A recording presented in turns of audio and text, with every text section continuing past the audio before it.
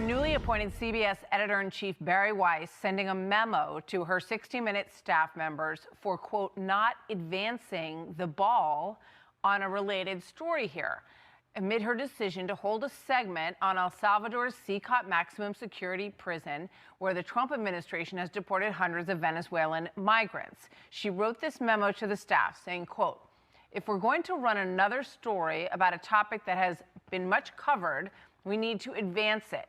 At present, we do not present the administration's argument for why it sent 252 Venezuelans to CCOT. Let me just put up one other part of this memo from Bari Weiss. Tom Homan and Stephen Miller don't tend to be shy. I realize we've emailed the DHS spokesperson, but we need to push much harder to get these principles on record.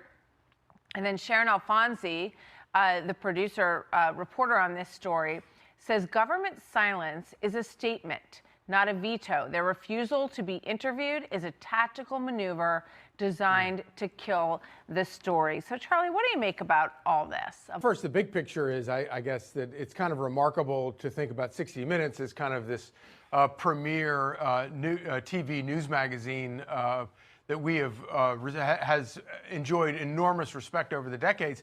And here you have a very basic point being made by Bari Weiss to her staff that there are a couple of elements to a story that you have to have. And of course, you have the staff absolutely freaks out about it.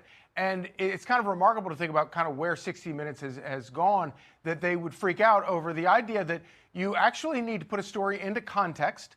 You have to include all necessary and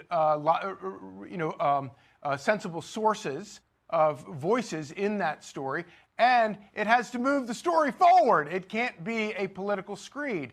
And while I have not seen what it is that they put together, it sure sounds like, based on what she has, what she's saying here, and what people who apparently it leaked in Canada, and so a lot of other people have managed to see it. It certainly does seem to suggest that this is what we've seen from 60 Minutes of late, where it's